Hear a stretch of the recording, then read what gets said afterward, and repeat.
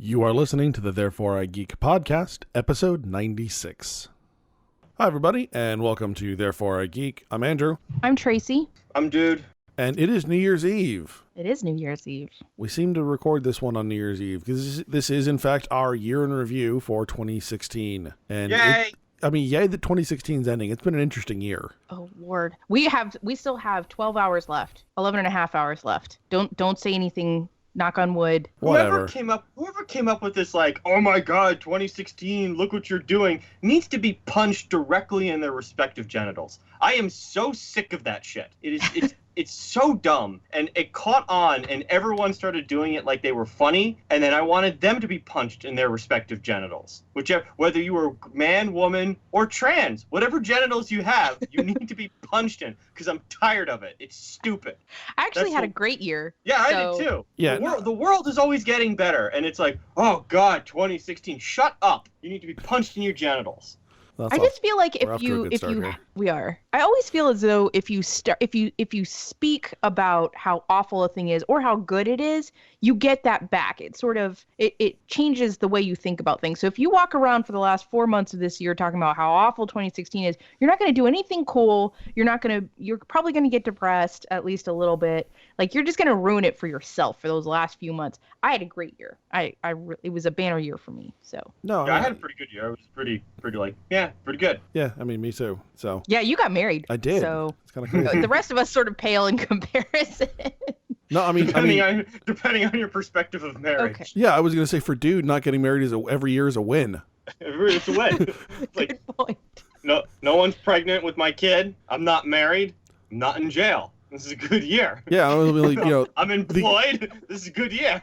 The year Dude wakes up drunk in Vegas in a wedding chapel, that's going to be a really bad year for him. Oh my God. I can't wait to see that go. We all know it's going to happen eventually. It'll probably be, I don't know, it'll probably be followed by the jail sentence. Yeah, it'll probably be Tracy's It'll fault. all happen it will be my fault. I will totally set that whole thing up. I have no shame. It's fine. It was a good year. Dude's wrong. That's like the ultimate victory right there. It'll just be a meme type photo, kind of like him with the popcorn on election night, but it'll be him like sort of leaning on some chick at the altar. Oh, I'm Tracy with popcorn. Yes, I'll be sitting in the front row like I'm the witness. It's fine. Oh, that'll be good. So good. So traditionally, Tracy and I will go ahead and start off by discussing our New Year's resolutions. Tracy doesn't remember what hers were from last year, so we'll go ahead and skip last year's. Although I'll be honest, I was actually moderately successal on mine. You're always moderately successful in yours. That's what annoys me. No, I wasn't. Last year's was fucking abysmal. Last year, 2015, I got fatter and didn't read X-Men. All right. Yeah, no, it was bad. That's like the exact opposite of how geeks are supposed to get fatter and read X-Men. That's how it goes. Right. No, yeah, that didn't work. No, you just did the fat part. Right. I mean, it was delicious, but there are all those people out there who are like, I don't understand how I got so big. I eat like a bird. And I'm sitting here going, I know exactly how I got the way I am. I fucking love cheeseburgers. And they are delicious. Psycho? Don't they watch Psycho? Birds eat a lot. That's what fucking Norman Bates told her. Yeah.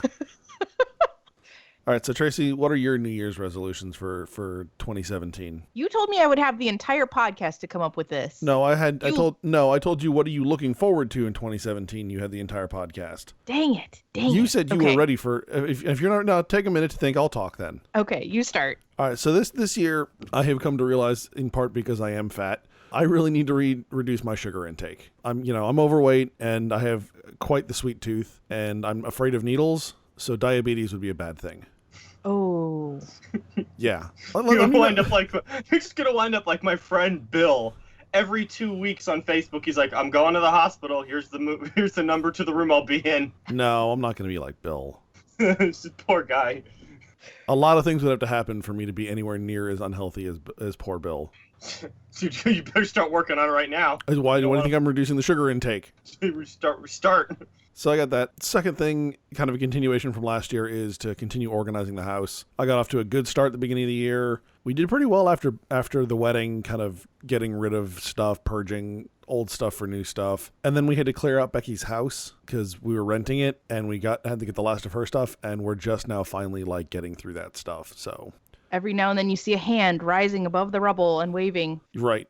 No, actually, this last week we've made quite a bit of progress. Spider has disappeared. So has Boston. We don't know where they are. Bark. Somebody bark so we can find you. Yeah. And then the last one I've got is to read and watch more anime and manga. I've got a fair amount, not like a ton, but I've got like, maybe a half dozen books and like 6 or 7 different series that I've been meaning to watch and just never have. So I kind of want to just knock those out this year. Yuri on Ice. That's all you need. All you need. Yuri on Ice. That's the anime Donnell was watching for like nonstop the last 2 weeks. Yuri on Ice. I was like, is that one of Jess's yaoi? Close. Right. Yaoi actually I think has to have sex in it. This one's like yaoi without the sex. I mean, but it's super gay. Super, super gay. Don't let that confuse you. Super gay. No, I've got things that are less so, like Gundam and Samurai 7. And you ever see Samurai Champloo? I have not. Same guy who did Cowboy Bebop. Oh, nice. Very, very cool. I've actually I also have all of Afro Samurai. Yeah, it was a show and a movie, right? Yep. It was like 6-7 episodes of a show and then one movie. Yeah. I've got Afro Samurai and Samurai 7, which is the anime version of Seven Samurai. Mm-hmm. That took me actually a while to reclaim from Kyle. Like he borrowed that one time when he was going out on the ship, and then I think about 2 years later we realized that he had my copy of it still. Are you ready, Tracy? Okay, I'm ready. Fine. So much like you, I have a problem with size, and mine is not. Well, I do love cheeseburgers, but it's not so much that it's that I got a problem with size. Isolate that one for our new introduction. I have a problem with size. Yep. Yeah. Well, it's this. I'm gonna leave that one all else. All right. But I hate sweating. You guys don't even understand how little I like to. I hate it. So I hate exercise, right? So I just signed up for yoga classes. So we'll see where that goes. Yoga. It is hot yoga, actually. They don't call it that anymore. They call it something else. And the woman goes, "Have you ever heard of this word?" And I'm like, "No." She goes, "Well, it's where the room is warm." And I'm like, "So hot yoga? Like we've been calling it that for decades. Why are we changing it?" Anyway, the other thing is that over the last year, I've done a million things. My life has been, while it was a great year, it was a lot of moving around. It was a lot of change. There was a lot of new stuff that happened. And so my personal life and trying to get that back in order sort of took over. I'd like to get back into the real world a little bit. I haven't followed any news stories. I sit down with my friends who are still in research and they talk about these topics, and I am absolutely not up to date on so many international relations topics that bothers me. So I'd like to get back into research. I have a subscription to Foreign Affairs, so I'm going to be doing a lot more reading on that front. And I'd also like to cut back on Netflix and start getting outside a little bit more. I think Netflix is the reason I didn't read. I did read a lot more this coming year, which I believe was one of my resolutions. It's pretty much one of my resolutions every year is to read more. I think I read about 35 books this year, but I think I sit down, like I just watched 3 seasons of Penny Dreadful right in a row. I think it took me a week. I got through them. So that's probably a little more binging on visual media than I want to do in the future. So hopefully I'll cut back on that a little. I can imagine Tracy trying to lose weight, and because she doesn't like to sweat, all that happens is her boobs reduce in size, and that's God damn it, that's what always fucking happens. It's just so her, annoying. It's just her boobs just shrink down. Yeah, and she's like, it's like I lost 30 pounds. I don't look any different, but my boobs are a lot smaller. Yeah, I've also thought about taking up swimming because I feel like you sweat, but like there's water, so you don't really notice. So we'll think about that one too. But I'm not trying to take on too much this year. Don't think about that one too hard though. I don't know how Tracy just reads 35 books. I don't even know how you remember that you read them, much less you remember what's in them. I have to take notes as I'm reading so I know what the hell happened in them. But that's the difference between how you guys watch movies. Like you guys watch movies and you have every detail, and like you're quoting and shit, and I'm like, I have to watch this movie 3 times before I fully take in you're seeing stuff in the background, and I'm like, I'm just following, the plot of the movie and seeing how I feel. But give me a book and I've got ridiculous detail. I don't know. It's weird. Do you remember when we tried to test Kyle's memory? Because Kyle reads at an offensive speed. It really is. He can crank through a 400-page book in 5 to 6 hours. Mm-hmm. The Kindle is one of the best inventions for that man because he used to bring 30 30 books with him on the ship, and he'd be done in a month and have nothing else to read for 3 months. Right. Yeah, and like I don't know how you do it. No, but like I remember, like you and I were like, all right, let's see like how much he actually recalls from reading that fast. And there was a book like all three of us had read, and you and I just are kind of like quietly poking questions at him, and he just doesn't miss a one. We're like, God damn it, no, you fucker. I'm more jealous of people who can read well, because I try and practice at it and I still suck. Right. I have like notes. I have like thick notes on the books that I do read. I have Post-its stuck in them on every chapter so I can remember what the hell happened to them. Because if I read the little keyword, I'm like, oh yeah, here's what happened, and I can go through the whole litany of things. But if you put like, that's why I failed almost every English class in high school. It's like, remember when this happened? No. You read the book, didn't? Yes. You should remember, but I don't. I remember like a teacher tested me. She's like, "Here, you need to read a couple pages before you leave class today." And I'm like, "All right." And I read them, and she's like, "All right, what happened?" She gives me a question like, "I don't remember." It's like, "You just read it." "I know, I don't remember that part." It's like, "Where is it in the book?" She like points it out. I'm like, I guess I'm not leaving today." I'm like, one of those things where you have to write it 150 times on the board. Yep. What are your resolutions, dude? Do you have any? Do you ever make the resolutions? You seem like the guy that is like no resolutions ever. Not really. I don't put that much thought into it. I did want to work out a lot more this year, and I did. I kind of held that over from last year. Kept healthy. I will say, like the last 3 months, I was like, I'm tired of working out, and I just kind of stopped. And I picked it back up because I like weightlifting and I like doing it at home. So that's been a lot of fun. That's what I tell people. You want to work out, I think weightlifting is the way to go. I think it's a lot of fun. Some people find it really boring and like to do cardio. I don't like cardio because I don't like breathing heavy.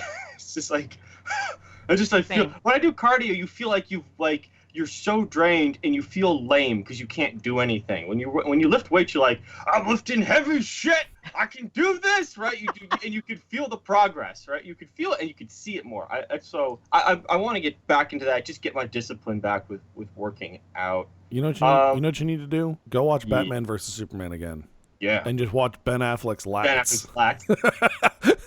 That was a highlight of this year, was Ben Affleck's lats. Ugh, I don't even like Ben Affleck, but that dude, he's like, if you could flap, you'd get some air.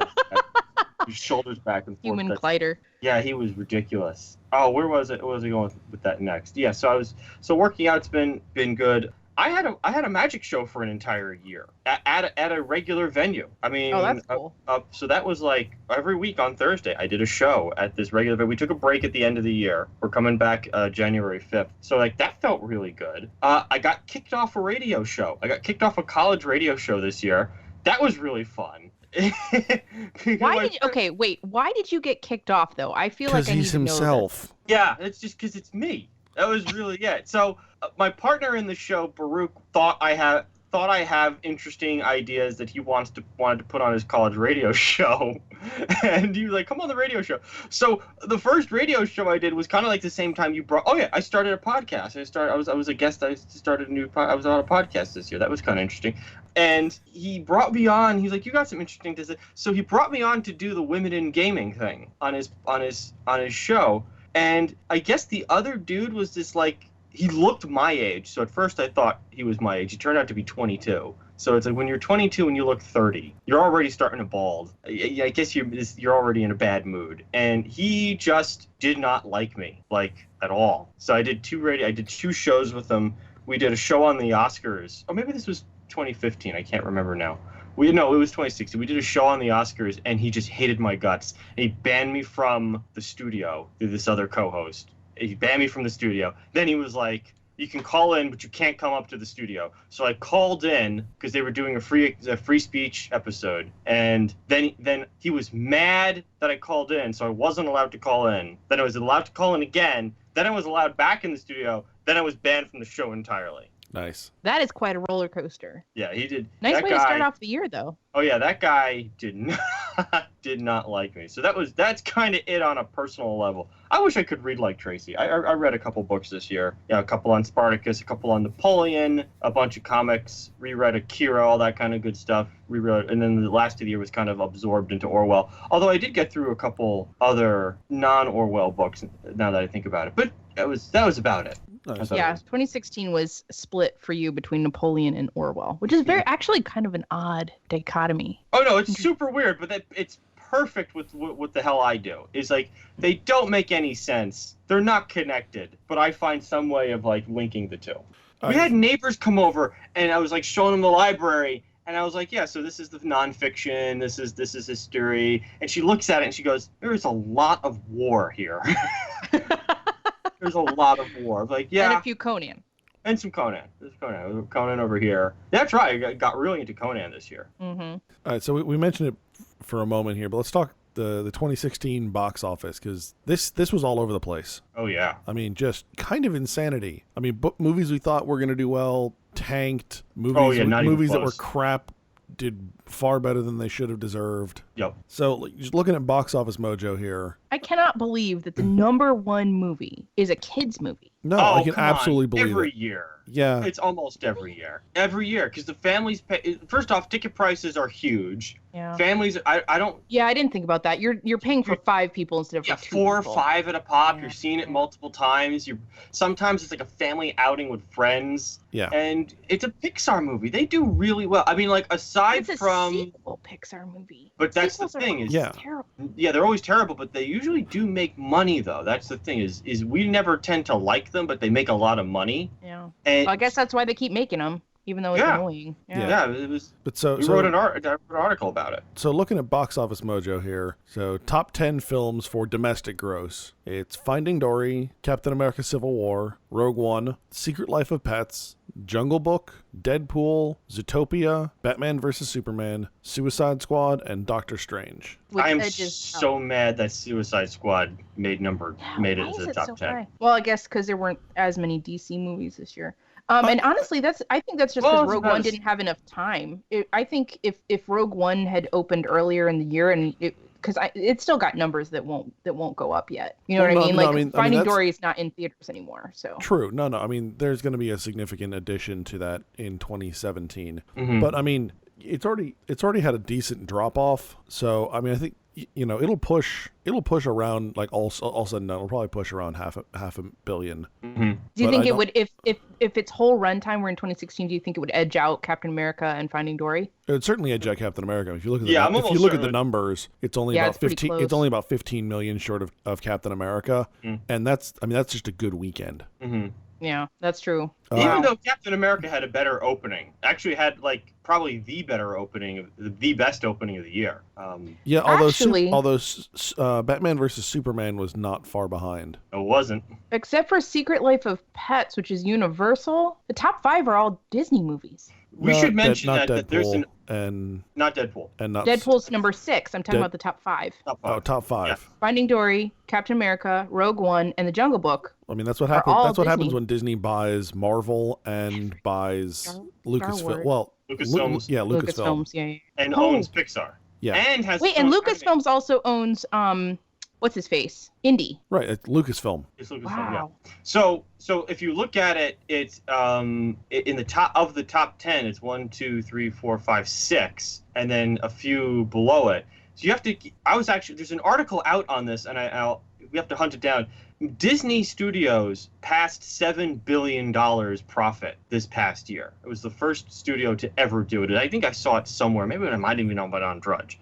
That's huge because they own and run Lucasfilms, Pixar, Marvel, and they have their own studio, right? They have their own production house. So that's where things like Zootopia and Jungle Book came from, was like their own in-house stuff. And then their extra, subsidiaries are all doing well. Like, yeah, they are unstoppable. They had such a good year. Yeah. Yeah. They are swinging for the fences with almost every movie they make. Yeah. If you look at the worldwide grosses, they don't do quite as well. Universal and Warner Brothers have a few more in there. Mm-hmm. A couple, like Doctor Strange gets knocked out of the bottom on worldwide grosses. But yeah, I mean, they do spectacularly well. I mean, they have the number 1 through 4 international, like worldwide grosses, and basically each of them is $1 billion film. Yeah. And I remember when they bought Lucasfilms, it was like, oh, wow, they overspent. What are they thinking? They've made their money back already, basically. Yeah. They've already done it. Yeah, they've already done it. And we've got one a year for the next couple of years expected.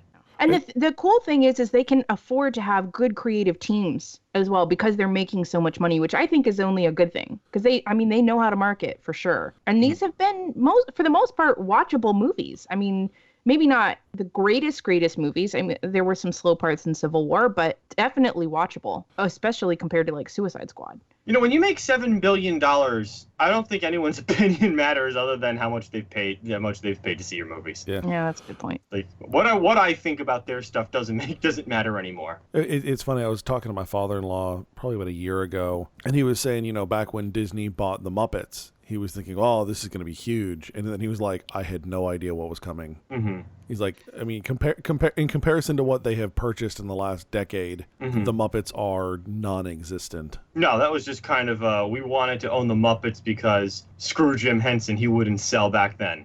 Well, I mean, that was back in the day too. I mean, that was probably 20 years before. Oh no, it was many, many years later. But I always felt that it was like take that, Jim Henson. We got the Muppets. Oh yeah. It's like that SNL cartoon where they're going through like the Disney vaults and they find Jim Henson. He's like, "What's Jim Henson doing here?" And Mickey Mouse is like, "He wouldn't sell. He wouldn't sell." Nice.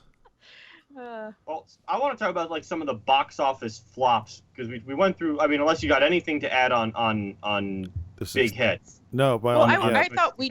Other than Suicide Squad being number 9, what the hell is wrong with people? Yeah, that was one hell of a marketing push, though. I'll give them that much. But good God, I like that the flops here are pretty impressive. Ben-Hur, BFG, Gods of Egypt. Who even remembers that one from early? No, in the I year? had forgotten that came out. Huntsman, Winter's War. Why? Who wanted that movie? No one wanted that movie. And then he had a couple ones like The Finest Hour, which was about that Coast Guard. And that was actually a Disney movie where they were like, whoops, we screwed up on that one. Yeah. Ninja Turtles. But I want to talk about the one that I got super wrong. We talk about like predictions on 2016.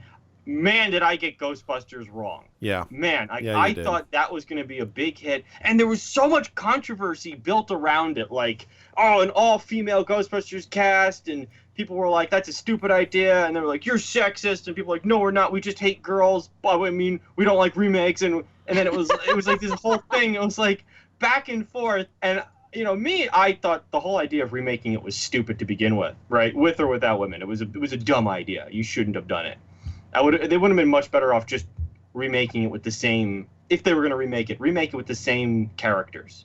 Don't give us new characters. That was such a bad idea. And the losses on that movie were about $70 million. Although some people are saying the hit was closer to $50 million. So $50 to $70 million loss on that movie. That's how wrong I was. I thought it was going to be a hit. It was going to get sequels. We're going to get a TV show and a cartoon. We ain't got none of that. That movie is officially a failure, and I was super wrong about it. I'm kind of surprised at some of these. Sorry, go ahead. There are some ones on here that are going to lose some people some serious hardcore money. Assassin's Creed. Yep. I mean, that's admittedly it's only been out for a little while, but it's at $34 million with a $125 million budget. Yep. Warcraft. What was the budget on that one? Warcraft, the budget was 160 and it's grossed 47. Well, that was one of those things where the Chinese market saved its ass. That's true. They did not operate at a loss. I think everything on this Hollywood Reporter list are bombs because there was a loss. Holy crap. So looking at Box Office Mojo, Warcraft is 15th international, and they break down the percentages by domestic and international. 10.9% of the grosses are domestic, 89.1% international. Yep. Holy most of that is China. Crap. That's been a recurring theme this year on the podcast was the international market and specifically China and its effect on the American market and how it's changing the way Americans are making movies. And I am very curious to see how the Great Wall plays out. If this was a gamble that pays off for both studios. This is the one with Matt Damon and but with a primarily Chinese cast, correct? So looking at the international box office, I mean, the international on all of them, on like all of the top 10 tallies higher than the domestic for obvious reasons because it's a physically a much larger market. But the only one that really is like significantly out of whack is Fantastic Beasts and Where to Find Them. So the top 10 are still, the bread and butter is still, I think, the domestic market. Sure. No, there's no doubt about that. But the winds are definitely changing. And we saw a couple times this year where foreign markets save movies from being failures or having losses. So a good example is one was Warcraft. Another is like Now You See Me 2. Like, we completely forgot about that movie. The reason why Now You See Me 2 was made was because of Now You See Me 1 was popular in the foreign market. And now you've got this movie, Great Wall, which is a partnership between a Chinese studio and Legendary, or is it Lionsgate? With the whole point, yeah, probably Lionsgate. It's like, Lionsgate's always like, you got cheap crap, we can make it. And it's... it sometimes pans out. I mean, sometimes it works out for them. They just kind of have that, we're going to make a bunch of really cheap movies. And I'm just curious how that's going to play out in the future, if that's going to fail in both markets or succeed or who knows what. I have no idea, but it'll be really interesting. I know that when that movie's trailer dropped and people weren't sure what was going on, like, oh, they're whitewashing another role. What's Matt Damon? It's like, no, you don't get it. This was written to have white folks and Chinese folks in the same movie. It was specifically written for that. Yeah. Perfect. Well, guys, get used to it. We're going to see more of these. We've been talking about what other people pick. What are your top 3 movies this year? Dude, you start. Oh, so this was a down year. Like last year, it was easy, right? It was like Sicario, Hateful Eight, and something else. I don't remember, right? Spotlight. But like, I said, Spotlight. So like, it was really easy. This year is a little tough. I really liked Nice Guys was one movie that I really, really, really enjoyed. And then towards the end of the year, there were a couple movies that I did really like Manchester by the Sea was very good. Trying to think of a few others. I remember you really liking Sausage Party at the time, but I don't know if you think of that as like one of your favorites. I don't know if I call it favorite, but there were ones that I enjoyed. I think the top movie of the year for me was still Nice Guys. I'd have to like look at a couple lists here just to kind of refresh my memory of what I saw. But really, for me, the Shane Black movie with now I'm blanking on his name. Ryan Gosling is probably my favorite movie of the year. Is that the La La Land? No, La La Land is out right now with Ryan Gosling and Emma Stone. Nice Guys is the Shane Black movie from about the middle of the year with Ryan Gosling and Russell Crowe, and one's a PI and the other's kind of like... Oh, right. I remember that. Stumble onto this like very neo-noir kind of plot, and it was really something. It was fun. It was entertaining. It had, quality action, quality writing, all that kind of good stuff. I also say Hacksaw Ridge was pretty good, and I got to give Mel Gibson a lot of credit because we just talked about how these movies have these giant budgets, $100 million budgets. Like Assassin's Creed was a crazy high number. If you look at like Hacksaw Ridge, it was only like a $40-50 million movie. It grossed like 130 something, so it did pretty good domestically. It's like make more of those. Do that. There were a lot of letdowns. I mean, like, I know a lot of people loved The Green Room. I thought that was a letdown. Don't Breathe, like another kind of suspense horror film, not very good. I did like Bad Moms. Sully was all right. Central Intelligence was okay. Kung Fu Panda, I cried like a bitch, like a giant bitch. The whole movie was just crying because Kung Fu Panda makes me cry all the time. All the time, no, just cry. It's true story. True, all the time. Just watch Kung Fu Panda, just cry. Try to think of something. I love that I know this now. That is fantastic. All the time. Oh my gosh. Cry. I had another one I was just gonna mention. Oh, Hail Caesar, a movie that I saw, didn't really care for the first time I saw it, and then as I thought about it, I was like, yeah, it was pretty good. That was all right. That was really about it. Like I said, this was kind of a down year. I didn't really, wasn't anything that was like really stood out to me. Like, oh, this is great. War Dogs was good. That was let's see, top 3. As like looking at the list, I'd have to. Deadpool's definitely on there. Mm-hmm. And it terrifies me to say that because I really don't like the comic character, but I enjoyed the movie a lot. Yeah. Hail Caesar's definitely on there. I had a lot of fun with that movie. There's parts of that are so ridiculous. You gotta George love, Clooney like, playing the idiot. But you gotta love how they make fun of communists in like the best way possible. And it's like, we don't do that enough. Well, just how silly they are and how silly they sound, and the Coen brothers do it so well. I love the guy from Numbers who's just like who's basically just like revolt. Yeah, right. He's like, don't you get it? It's obvious. That's typical communist. Yeah. As a third one, there's a couple of that I mean, I'm having a hard time just because there's a few that I'm like, yeah, I enjoyed it, but I don't know, I would call it like a standout. No, that's the things. There weren't standouts this year. Yeah, they were like the third one, I'd probably, it'd be a toss-up between Captain America and Star Wars. Like, neither of them are like, oh my god, it's amazing, but like, I enjoyed both of them, so... Damn it, my list is going to be exactly like your two lists. Damn it. Well, I mean, how could that be? Our lists are very different. Well, I mean, like, Hail Caesar's on my list as well. Probably and actually, I didn't see that in theaters. I saw that on a transatlantic flight, but it was hilarious. And I'm pretty sure that the poor woman next to me was kind of annoyed because I was giggling constantly. But Civil War, Deadpool's definitely on there, so much so that I bought it right after it came out on Blu-ray. And then I think I'm going to stick Doctor Strange in there, but it's hard to do that and not Rogue One. I don't know. Yeah, you're right. There weren't a ton of standout movies, although I did leave. I was pretty stoked after I left the theater after Civil War, so that definitely has to make it on there. I would say there's a number of films that like all kind of hit the same middle of the road. Yeah, it was enjoyable kind of position. Mm-hmm. Yeah. That was kind of it. Like even like The Witch. I really enjoyed The Witch, even though I think a lot of people didn't like it. The biopic of Snowden, and even The Free State of Jones, I kind of liked, even though those didn't really get huge play. But it was one of those things like, I kind of liked it. It was all right. What was that one that you said I should watch? Assembly, Ascension, something. Oh, Arrival. Arrival, that's what it is. I haven't seen that, but a lot of people really liked it. A lot of people really like it, and I don't get it. I'm just like, it's really boring. I kind of liked Passengers better as far as like science fiction is concerned, but nobody seems to like Passengers. Like, I was like, I kind of enjoyed it, but I don't know what people, I mean, like, the critics kind of like took a poop on it. Poopies. And I didn't see Fences yet. I want to see Fences. It came out a couple days ago. And that's the one with Viola Davis and... It's the adaptation of the August Wilson play, which I've seen performed. It's very good. But I couldn't stand I couldn't stand the play. Oh, I like it. I like it a lot. I mean, it's kind of like I've black seen it, Postman or a black Death of a Salesman. I mean, like I've everything I've seen, every time I've seen it performed, it's been well performed. I just think it's a load of crap. I think just the point of the show is a load of crap. Oh, okay. Yeah, I think to me, I was like, whoa, this just makes sense.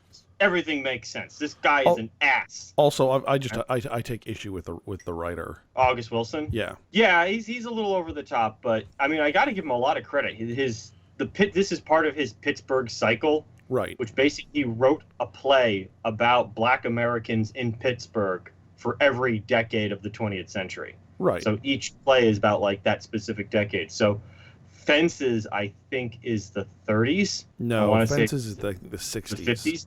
60s. Okay. It's after then, it's no 50s because it's Jackie Robinson. Okay, so there's the 50s, and then I guess then the piano is the 30s, and there's a whole bunch of them. Yeah. But for me, it was very reminiscent of Death of a Salesman. So I would say check it out. Although I haven't seen the movie yet. I mean, did they film it on location? Anybody know? I'm curious because Kurt's from Pittsburgh, so that might be something for us to check out. Well, they do film like a lot of stuff in Pittsburgh. Like that's one of those cities where they like to go film. So maybe I don't know. Like Batman, they filmed in Pittsburgh. That Pittsburgh doubled as Gotham. Yeah, I mean, I'd be curious to see it just because I think the actors in it are going to put on a standout performance. Mm-hmm. Yep. Yeah, this was really like let's get Viola Davis an Oscar nod. Yeah, because both of them have done this on Broadway before, so this is one of those things like, hey, let's make a movie out of this. Yeah, I mean, it's Viola Davis and Denzel Washington. Like you've got a hard time going wrong with that combination. I said hard time. It's not impossible. No. So we was obviously talking about a couple of particular celebrities, but 2016 has had a fair amount of deaths involved, specifically in the geek culture. Although looking at a list of like who died and what they were involved in, I actually think this is a far worse year for music. Yep. Than anything else. There were a lot of old school musicians that passed. So, but I mean, just kind of a running list that I had of people who are typically involved or considered part of geek culture. So David Bowie, Alan Rickman, Eric Bowersfeld, Feld, who played Admiral Akbar, Anton Yelchin, Yep. Noel Neal, who was Lois Lane from the old Superman serials, Barry Jenner, who was Admiral Ross on Deep Space Nine, Kenny Baker, Gene Wilder, Steve Dillon, Darwin Cook, Ron Glass, and Carrie Fisher. There's some big names in this one. Yeah, there are. And I mean, like some of them, you talked about, I mean, some of these had significant drug use, like Bowie and Carrie Fisher, and but like Anton Yelchin. I think their only regrets is they weren't using drugs right before they died. Right, and some of them were also older. I mean, Kenny Baker, Gene Wilder, Alan Rickman is actually significantly older than I thought he was. Yep. He was into his 70s. But then you've got some like both Darwin Cook and Steve Dillon were young. Anton Yelchin obviously was a very surprising one and really tragic. Yeah. I mean, so there have been some surprises, and it's an unfortunate year. But I mean, people die. It's the unfortunate part to say. Father Time is undefeated. And a lot of those guys started at the beginning of the real heyday of celebrities. I mean, yeah, there were celebrities prior to that, but there wasn't the panoply, if you will, of celebrities that we knew and we thought about regularly. They started appearing on television. You were seeing them in all kinds of gossip rags, that kind of thing. So we felt more personally attached, I think, in this generation that's starting to leave us. So I think that's why we're starting to notice it more. It's not that this hasn't happened before. I don't know about that because I mean we've already we're actually coming to the end of the golden age of Hollywood generation. I mean, the last Debbie one Reynolds. Well, I would say Debbie Reynolds, Zsa Zsa Gabor. Like we've had a couple.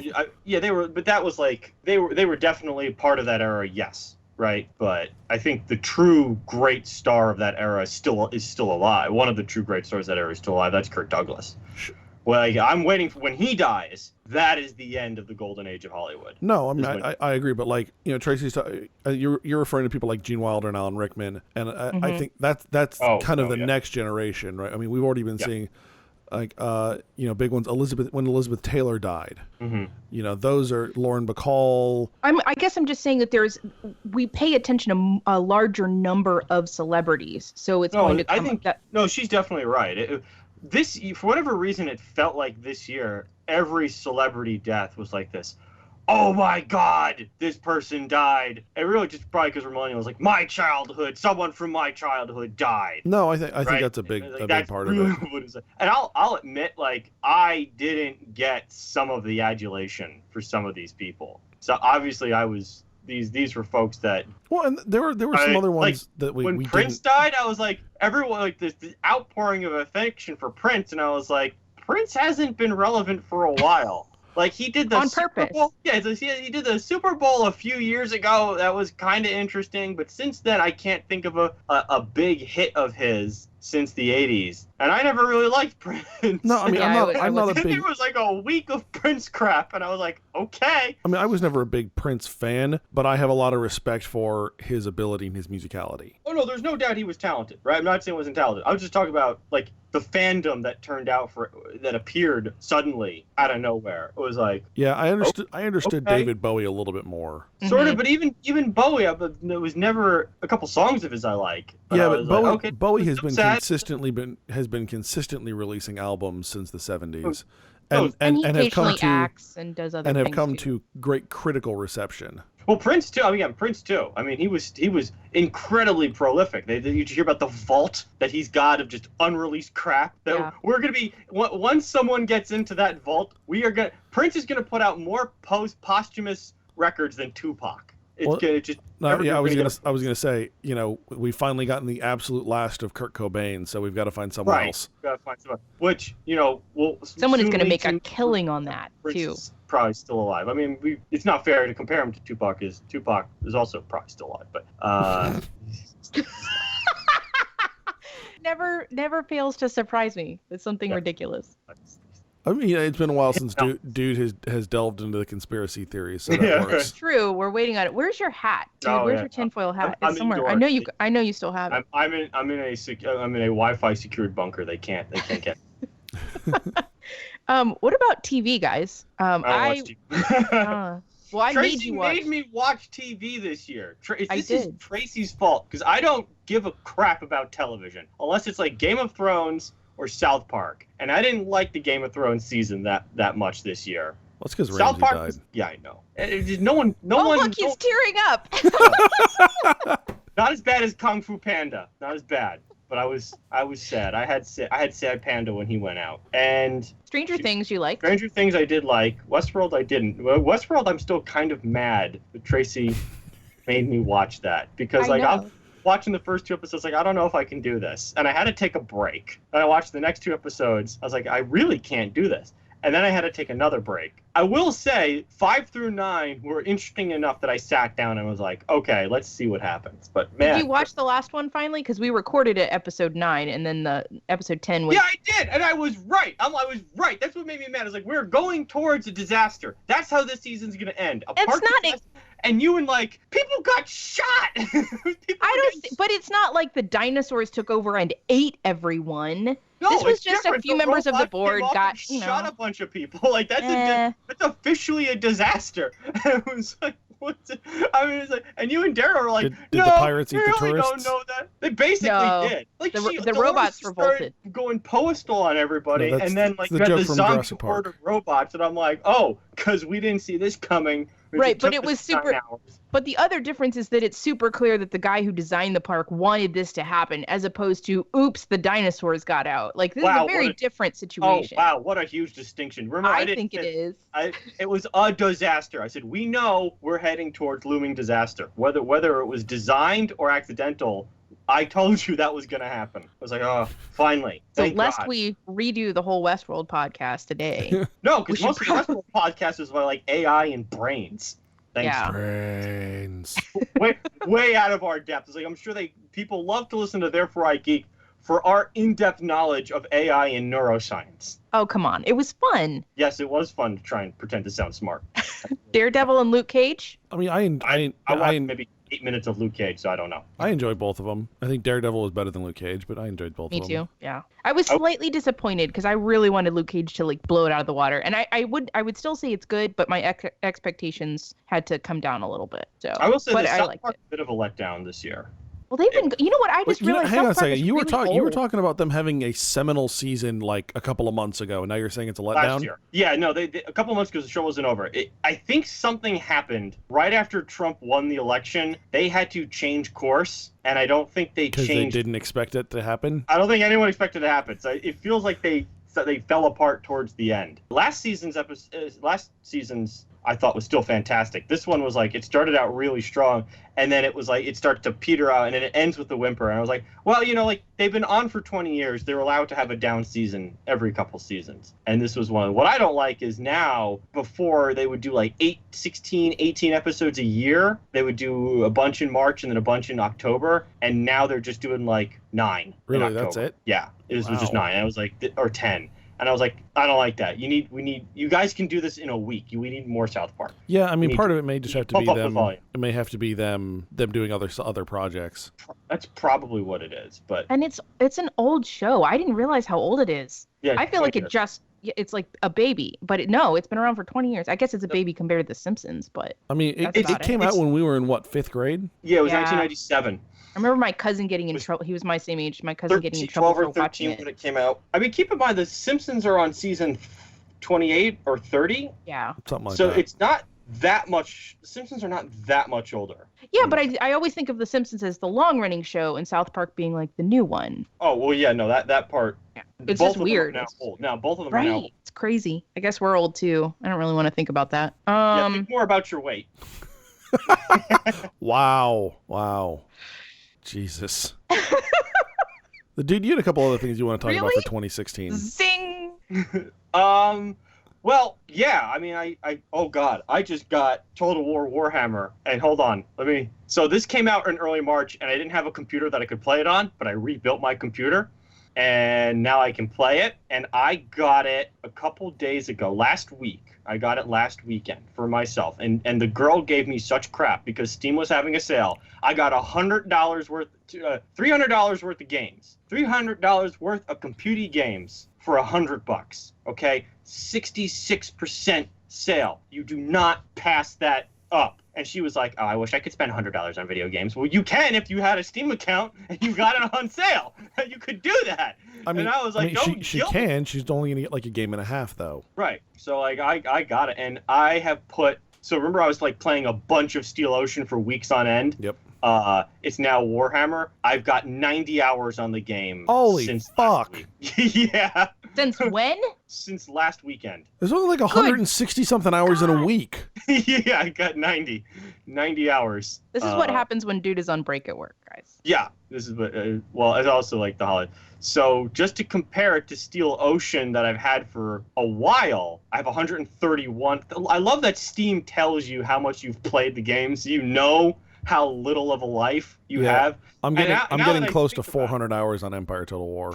What I've had to install it and reinstall it, so I don't know if it's kept the numbers. It usually does. I have 245 hours on that one. But good God, now that I think about it, we were talking about why I don't read. If I put 90 hours into reading, I'd probably finish a few books. You put 90 hours worth of reading, you'd get through one book. Yeah, I probably won't remember what the fuck was in it, because Tracy would sit there. So, do you remember when this character met the other person, and they were like, nope, I don't. Obviously, that was really important, because that changes my entire perspective of the book. I don't remember it. Yes. And... yeah, so games this year. That was that Warhammer Total War. Good God, that took over my life.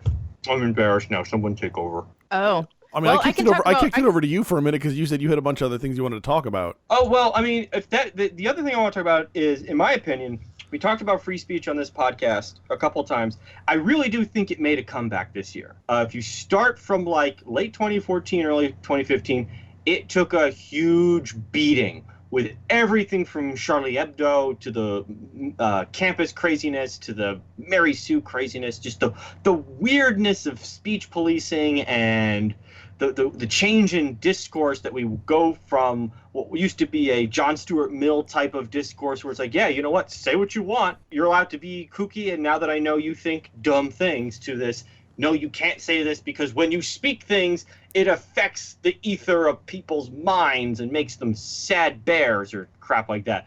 And this year, for better or worse, was a huge comeback for speech. The better was things like the University of Chicago, Ohio State, Wesleyan College. I'm trying to think of another big one,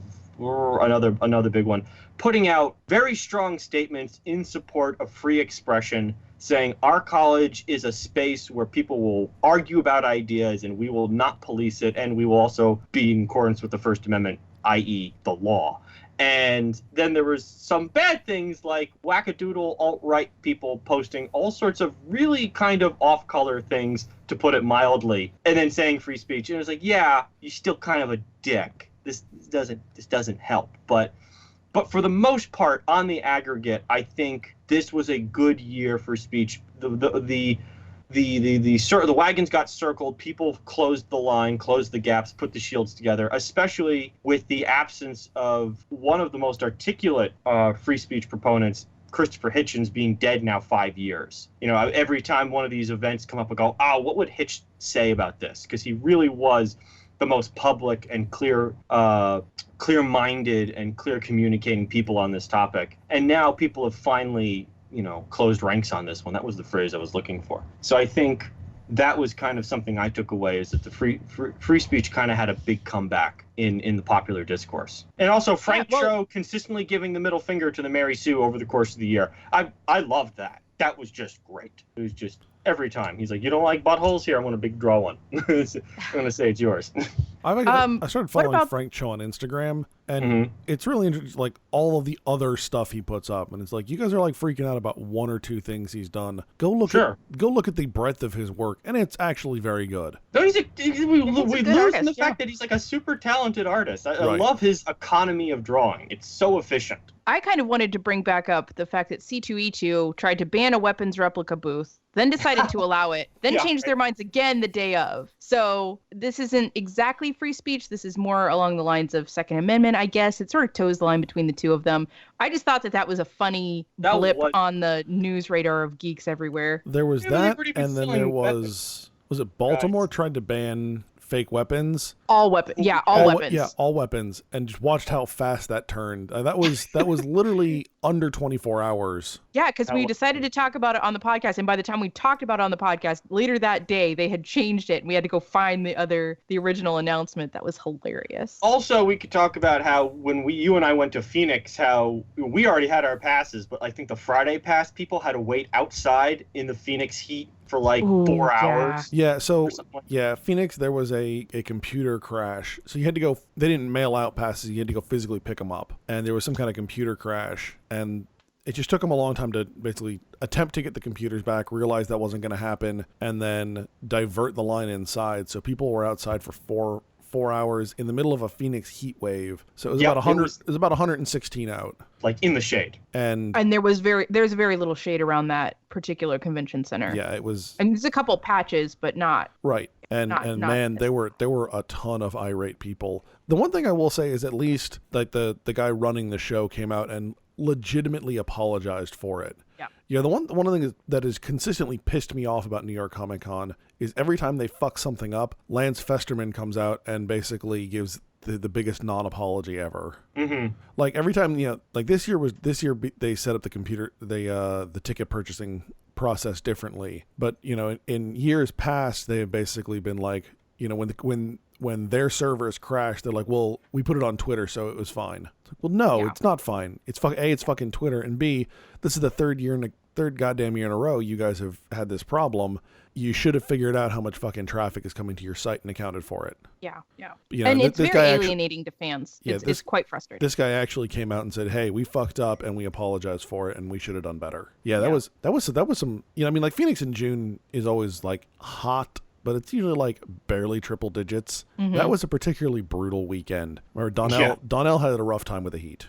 Yeah, she was not used to. It's funny. She's not used to weather extremes at all, and she didn't. Yeah, I don't think she hydrated properly. Oh no! Just knew how to mentally. I know for a fact she didn't. She was not anywhere near hydrated enough. And then I think I love the heat, so I'm fine with it. And then the rest of you guys just. We all grew up there.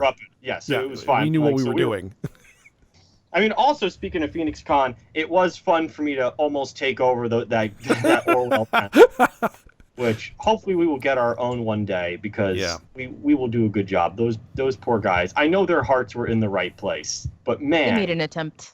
They really did, but it's just when you do have to be prepared. I'm disappointed. Public stuff like that. As much as I enjoyed the T panel with Donnell, I'm now disappointed I didn't go to the Orwell panel with you. Yeah. Yeah, I'm also disappointed in my friends who did go with you who didn't take pictures. No, your buddy, it was just your buddy Espy, I think, came with me. Yeah, but he had a camera and didn't take pictures. He didn't take pictures, yeah. He should have recorded it. It was like, oh my God, I basically took that thing over and just said, everything these guys are saying is not the point. I'm going to tell you the real point. And then, I mean, to some people probably, those guys probably hated my guts. They were like, to hell with this guy. Well, I mean, it's not hard to do that. No, there's no, obviously not. I've been kicked off the radio multiple times. To hell with you. That was my story for 2016. Everyone going, this guy, screw this guy. How have we been friends for getting close to 15 years now? I don't know how I have friends. Because one of you rage quits every few months just for a month or two to take a break. It's also true. One of these days we've got to talk about the time that I rage quit while we were playing a game. And from then on, you made us play while running Skype in another window, so you could watch me rage quit. Well, I mean, really, the reason why I put you on Skype is so we could communicate, because I'm an idiot and I didn't know or even think to check out TeamSpeak or Discord that we could do that. And I was like, just put Skype on your laptop. And I was like, because I'm just not a real gamer in that respect. I'm kind of the absent-minded gamer. I did read some really cool books this year, although I don't think any of them came out this year. I read World War Z for the first time. That was really good. A little outside of my normal, but quite good. I have not watched how he just does not like social media in that book. It is conspicuously absent. He mentions internet forums. But I was like, the one thing, because it comes out in 2006, the Japanese guy has a forum, right? But it barely touched on. But it's always thing I noticed is because that's why I don't think a zombie apocalypse would last very long in today's society. Because the second hashtag shoot him in the head starts to trend, it's over. It's over. Really good book. I actually ended up reading it in an afternoon because I don't know. Andrew, do you remember when I missed my train? It was a situation where I was trying to go back down south from DC, missed the earlier train because there was a mix-up with the pet issue. Oh, I had God, Pablo, yes, I remember that. and I ended up sitting in a park across from Union Station for 7 hours because I was new to the city and didn't really know how to get home. So, and I guess I didn't fully understand how long that was going to be. Anyway, I read the whole book. It was really good. Definitely worth it. Max Brooks is a really cool guy in person as well. I've heard him speak.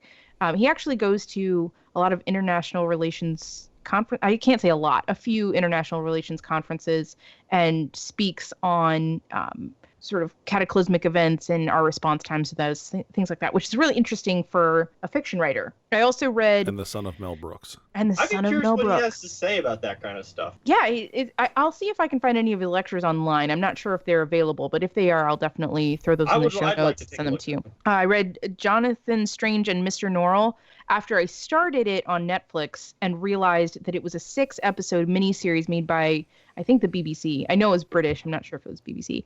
And then I realized it was based... I watched 2 episodes or an episode and a half, realized it was based on this book, bought the book, read the book, loved it, and then went back and finished the series. This is Tracy, everyone. She's like, oh, it's a book? Let me stop watching the show and read the book. Whereas like 90% of the planet goes, you mean if they picked up the book, like, you mean to tell me it's a TV show without subtitles? Fuck do I need this book for? Well, that's Game of Thrones right there. Yeah, that's exactly what happened. You want me to read 1,800 pages? Fuck that. I'm going to watch 10 hours. I'm going to watch 20 hours of movie or a television show. Tits. I'm going to get dick and tits. The first 2 seasons were actually really close to the books. After that, it goes off the rails. Yeah, but there's also tits and dicks in it. They're in the book, too. Use your imagination. You can't read tits. It doesn't matter. Unless it's Braille. I wonder if you Unmentionable. 2 big bumps on the page. Oh, those must be the boobies. Wow. I need to send you to Belgium sometime. They make them out of chocolate. It's very interesting. I've got like a cream center. Have you seen these? Books or boobs? What are we talking about? Totally boobs. Belgian women have chocolate boobs? An interesting idea, but not exactly. And then I read Unmentionable, which is not technically nonfiction, but written in a very easy to read style. And it was about this sort of crap that Victorian wealthy women, she doesn't really delve into, the average peasant woman, but things that Victorian women had to put up with, including not washing their hair. And then Fingersmith, which was about it's sort of a fantastical representation of early 1800s Victorian England, but it's about a lesbian couple and the way they get together and that kind of thing. The worst book that I read in 2016 was Wicked. I loved the show, the Broadway show, and I was super excited to read the book. Happened to find it, I think, in a thrift store, bought it for $2 or $3 and was totally miserably disappointed. It's so preachy. I'm not entirely certain what the point is, except that basically the main character is a revolutionary, but in the worst way. Like, she doesn't seem to care who died, the collateral damages, as long as she can raise a ruckus and bring chaos. So was kind of disappointed in that one. You had some interesting books too, Andrew. The Tetris Effect, I think you were talking about. Yeah, I did. Tetris Effect, I got it in New York Comic Con. Actually, I got 2 books there about the history of how Tetris came to the West, which are, I've gotten through the one. The other one's a graphic novel I haven't touched yet. But the Tetris Effect is a really fascinating read. I finally got through 10 Cent Plague, which is very nice, about the history of the 1950s comic book scare and the lead into that. I've actually done a lot of audiobooks this year. I actually just finished up a couple of them yesterday while I was doing some housework. That's kind of been my way of getting books that I don't want to sit and read, but I want to have the content, like Star Wars books. Yeah. I don't want to waste 2 weeks. I say waste, but I don't want to sit and read a Star Wars book for 2 weeks. Yeah, you can't really clean the house while you're reading. Right, but I can sit and, and it's fairly mindless fiction, so I can put this on and do stuff and listen to it in the car on the way to work and stuff. And, it takes me a couple of weeks to get through it, but I get through it and it's pretty good. No, I've actually gone through quite a number of audiobooks this year. I mean, including a couple of nonfiction. I went Paris 1919, and there was one, I'm drawing a blank on what it's, The Bully Pulpit, which is William Howard Taft, Theodore Roosevelt, and the rise of modern media. Yeah, that sounds very cool. It's a fantastic book. Very, very interesting. So, yeah, no, I mean, they've gotten some reading done, but not nearly as much as Tracy. So, what are you guys looking forward to in 2017? Dude, I'll let I'll let you. I'll take the last one on this one. Just in general, what are you looking for? What are you guys looking forward to in 2017? Doesn't have to be media, but what are you guys looking forward to? Oh, South Park, The Fractured Butthole. That has been pushed back. I got pushed back all this year, and it's the sequel to The Stick of Truth. I am very much waiting for South Park, The Fractured Butthole. That's what I'm waiting on. Other than that, I take it as it comes. I'm looking forward to doing another year as a magic show. So long as they'll let me be there, I'm going to do it. And then staying employed and not homeless. That's always something I look forward to doing. Benefit. Yeah, 2016 was a good year for you for that one. Yeah. Movie-wise, I have a series. So Underworld was the most recent Underworld movie was supposed to come out actually this year, 2016, and it's been pushed back to January 6th. So I guess that's the next movie I'll probably see in theaters. I want to see Beauty and the Beast, the live action. I'm pretty excited for that. The trailers look really cool. I'm not super thrilled about the way the Beast looks, but I think Disney has a really big window of opportunity to win me over. Not that they care what I think. They just posted Emma Watson singing a song on Twitter not too long ago. Nice. I'll have to go look that up. I didn't see that. It was listen to Emma Watson singing something from Beauty and fuck what I know what it is, but it's out there. Nice. Guardians 2. I loved Guardians of the Galaxy, the first one. I really, really loved it. I've probably seen it at this point 8 or 9 times. So I'm worried that they're going to mess it up, but I also really like the trailers. I really hope they do well because I really do love the first movie. So I'm kind of hoping that'll be good. I want to see Dunkirk, which is not as geeky. Yeah, that's good. I'm kind of pumped about that too. Yeah, it looks really cool. I think it's coming out in May, I want to say. Yeah, I'm kind of pumped about Stephen King has two books that have been adapted for movies, The Dark Tower and It. It freaked me the hell out the first time. I had never really read adult horror before. Oh my God. I'm not terrified of clowns, but I'm very leery of them. That was the other thing that was this year. You should just remind me, the clown craze of summer. Wow, I forgot about that. Do you remember that? Oh, yeah. How crazy would that be if that turned out to be viral marketing for It? That was a theory for a while, is that people thought this was all about It. But no, apparently I got an internet friend of mine. He checks. He goes, this goes all the way up to 2008. They've been doing their thing. Okay. Star Wars Episode 8 will be out. And then as far as TV, not Westworld. Westworld will not return until 2018, unfortunately. But The Defenders, I know. But The Defenders, Marvel's sort of conglomerate Netflix series, which will have Iron Fist, Luke Cage, Jessica Jones, Daredevil. Is Punisher going to be in The Defenders, Andrew? Do you know? I don't think so. Okay, yeah, I don't think because his first series I don't think comes out until the beginning of 2018. Well, he's also not considered a hero either. Like in that. That's true. At least in the Netflix series, he's not really. No, Punisher's just a man. Punisher just fucks some shit up, is what he does. Man. He's a vigilante. I gotta get back at Tracy for making me watch Westworld. That's the other thing I'm looking forward to in 2017. Vengeance. I have to sweet vengeance. Sweet vengeance to get Tracy to watch something where she just goes, "Oh my God, I can't believe he made me watch this." Yeah, so that's basically what I'm looking forward to. Yeah, something. Oh no, I'm gonna make her watch something. No, because that means you have to watch it again. Yeah, The one other thing is, so I've been waiting. There's a book that I started talking about, I think 2 or 3 years ago, called The Lies of Locke Lamora, and it is one of the very best high fantasy books it's not even high fantasy, it's just fantasy. One of the best written, most cohesive, most adherent to its own natural laws, its own magical system. It's so smooth flowing. The characters are interesting, internally consistent. Thank you. The word is rational. I think that dude would even like it because the heroes are nuanced. They're not good guys. They're definitely gray, which is something that dude talks about all the time, about how the good guys are never gray. Sometimes the bad guys are nowadays, but not so much the good guys. But anyway, so it's called the Gentleman Bastard series, and the fourth one we've been waiting almost as long, well, at least to me it feels, as the more recent George R. R. Martin. It's not true. We've been waiting about 3 or 4 years, but they keep pushing back the release date because the author keeps not getting it finished. So who knows? We may not get that. I would love to see Tracy read some of the Warhammer stories, because I think she would just make her mad, because she would just sit there and go, "This is just Tolkien mean. It's just really mean Tolkien."